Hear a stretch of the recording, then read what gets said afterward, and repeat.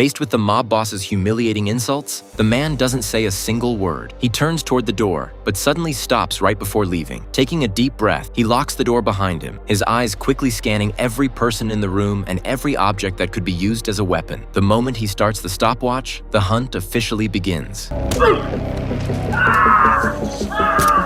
He was once a legendary undercover operative living quietly under a fake identity, but after meeting a young escort girl, he's dragged back into the violent world he tried to escape. Now cornered with no way out, what choice does he have left? Robert used to be one of the top operatives in a covert strike unit under the U.S. Defense Intelligence Agency. Years spent walking the line between life and death have left him emotionally exhausted and completely numb inside. To escape that dark past forever, he even fakes his own death before moving alone to Boston and starting over as an ordinary man. Every night at exactly 1 a.m., he quietly arrives at the same small cafe, always carrying his own tea bags. He sits in the same seat by the window every time, carefully aligning his books perfectly while arranging the utensils on the table with obsessive precision. Behind these almost ritual-like habits lies a past he never wants to talk about. And it's here that Robert meets a young girl named Terry. She's a teenager completely controlled by the Russian mob, and every time they see each other, they exchange a few casual conversations. Robert constantly encourages her to chase her dream of becoming a singer, telling her she can become anyone she wants to be. Although Terry is still very young, the cruelty of life leaves her eyes filled with sadness and exhaustion far beyond her age. One day, she gives Robert a CD of songs she recorded herself, the last tiny spark of hope left in her miserable life. But that fragile peace doesn't last long. While Robert is walking Terry home one night, her mob boss suddenly appears and violently slaps her across the face without warning.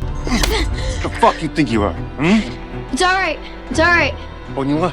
Robert instinctively steps forward to stop him, but Terry quickly holds him back. Mistaking Robert for a customer, the pimp casually hands him a business card and offers to introduce him to better girls. What he doesn't realize is that this stupid move will eventually bring total destruction crashing down on him. Not long afterward, Terry is beaten so badly by a violent client for resisting him that she ends up in intensive care. When Robert arrives at the hospital, she's lying motionless in bed, her face swollen and covered in horrifying injuries, almost impossible to recognize. At that moment, there's barely any expression on Robert's face. But anyone who truly knows him understands that the calmer he looks, the more terrifying the storm brewing underneath becomes. From Terry's friend Mandy, Robert learns the girls were trafficked as children and forced into this life for years, stripped even of the most basic freedom. Staring at the music CD Terry gave him, Robert falls into a painful inner struggle. Should he continue protecting the peaceful life he fought so hard to build, or step back into the darkness for this innocent girl? In the end, he makes his decision. Following the address on the business card, Robert tracks down the mob hideout and calmly offers all $9,800 of his savings in exchange for Terry's freedom. Take your fucking money and go back to your house and jerk yourself off 9,800 times, and then you come crawling back here to talk to me, huh? Faced with open mockery and rejection, Robert wastes no more words. He walks toward the door and intentionally slams it 3 separate times. After confirming there's no backup waiting outside, he locks the door behind him and starts the timer on his watch. 1,000.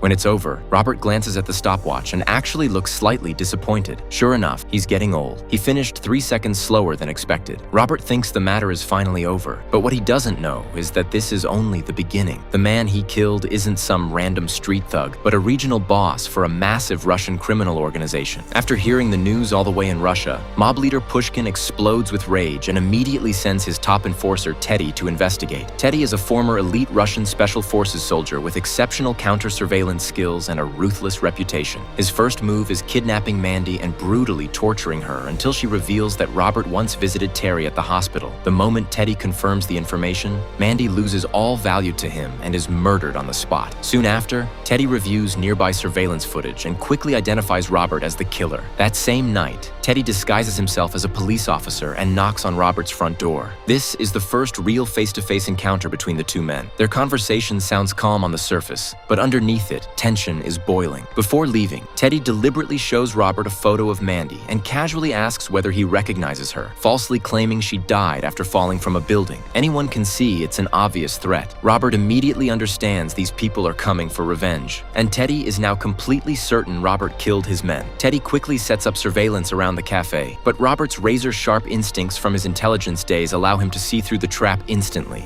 If you really work the power lines down there, your hands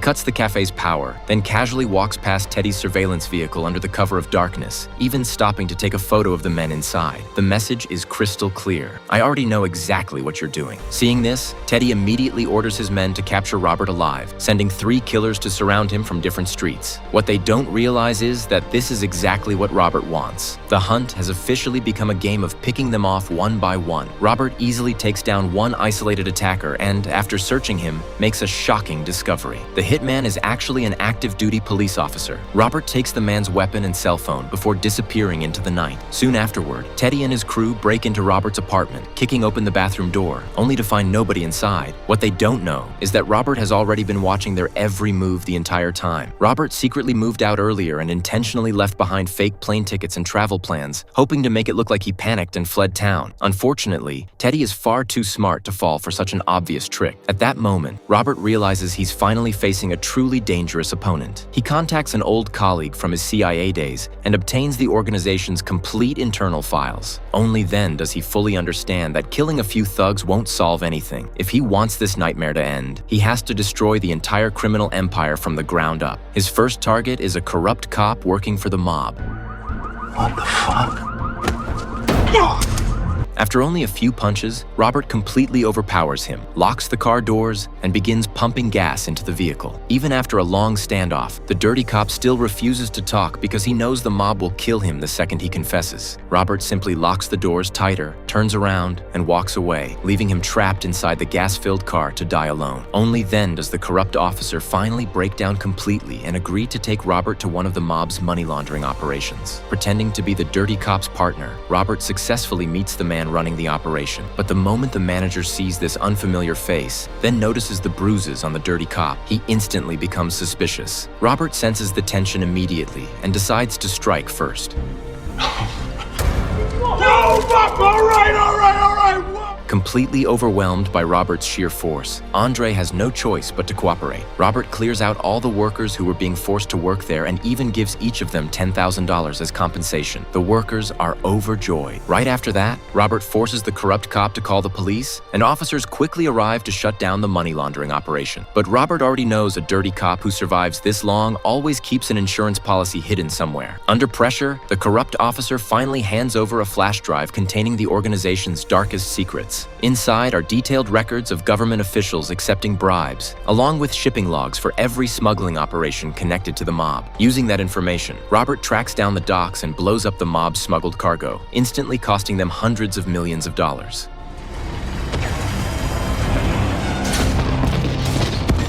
After suffering one devastating blow after another, mob boss Pushkin completely loses control. He gives Teddy a final ultimatum: either kill Robert or bring back your own head instead. Teddy immediately gathers another heavily armed strike team, but this time, he's learned his lesson. Instead of facing Robert head-on, he targets the people around him by kidnapping Robert's co-workers from the hardware store where he works. Using the hostages to lure Robert out, the gang tracks his cell phone signal as he appears to ride a bus toward the store. But while they keep staring at the bus stop waiting for him, Robert himself never appears. The only thing left on the bus is the cell phone they were tracking. Realizing he's been tricked again, Teddy instantly explodes with rage and orders one of the hostages executed. Just as the hitman is about to pull the trigger, music suddenly blasts through the store speakers, distracting everyone inside. Teddy orders one of his men to head to the control room and shut it off. What he doesn't know is that the moment the killer steps into that room, he's already walked straight into Robert's trap. Moments later, Robert uses the radio system to lure the gang's other men outside to investigate. Working together with one of his co-workers, he quietly takes out the isolated gunman with ease. After eliminating 2 enemies, Robert immediately tells his co-workers to escape through the back exit while he stays behind alone to face the remaining killers himself. He lures every assassin deeper into the hardware store, shuts off the main lights, and locks the front entrance. From this point on, the entire store becomes his personal hunting ground. He spreads gravel across the smooth floor and waits patiently for someone to step on it. The second a killer loses balance, Robert wraps barbed wire around his neck and uses the momentum to hang him in midair.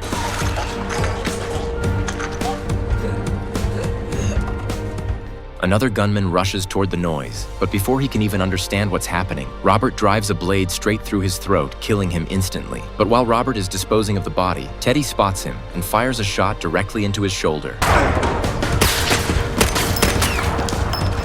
Robert immediately dives behind cover, heats a door handle red hot with a blowtorch to sterilize it, then presses it directly against the wound, sealing it shut in the most brutal way possible. Next, he throws the still-burning torch onto the floor, using the flames to separate the two pursuing killers. After taking out one isolated enemy, the remaining bald assassin charges after him. Robert hides beneath a table and intentionally makes noise to lure him closer. Enraged, the bald killer unloads his weapon wildly into the table, but Robert has already circled behind him and viciously drives a jagged piece of broken glass deep into his back. What Robert doesn't expect is that the bald man is monstrously strong. Even after being stabbed multiple times, he barely reacts before slamming Robert to the ground and pinning him there. As the broken glass inches toward Robert's throat, both men suddenly notice a knife lying nearby. Using every ounce of strength left, Robert shoves the killer aside, grabs the shattered glass first, and plunges it deep into the man's neck. The brutal hitman finally dies for good. By now, Robert is completely exhausted, but thankfully one of his coworkers arrives just in time to help him escape. But at that exact moment, Teddy catches up and fires several shots into the coworker's leg, trapping both men against a wall with nowhere left to run. In the middle of the crisis, Robert orders his coworker to restore power to the building while he distracts Teddy himself. Dragging his wounded leg behind him, the coworker desperately crawls toward the breaker box, while Robert lures Teddy deeper into the aisles, casually grabbing several oxygen tanks along the way. The instant Ralph flips the main power switch back on,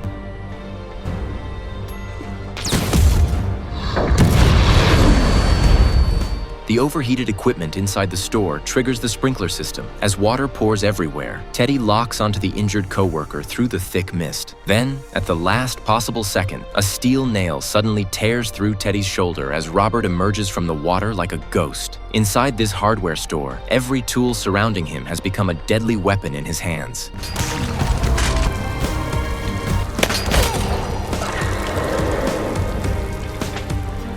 In the end, even Teddy falls beneath Robert's nail gun. 3 days later, Robert travels alone to Russia and tracks down mob boss Pushkin at his luxurious private mansion. Pushkin relaxes in his bathroom, convinced he's completely safe inside his own territory. But what he doesn't realize is that Robert never came here to negotiate. Using the conductivity of water, Robert electrocutes the ruthless mob boss on the spot, completely destroying the criminal empire stretching across 2 countries. With everything finally over, Robert quietly returns to his ordinary life once again. One day, he unexpectedly runs into Terry on the street. The old sadness and fear in her eyes are completely gone now. She looks full of life, hopeful and confident about the future. Terry tells Robert she's found a real job and is finally moving step by step toward her dream of becoming a singer. She never asks what Robert did for her. Instead, she simply smiles, says goodbye, and walks away with gratitude shining in her eyes.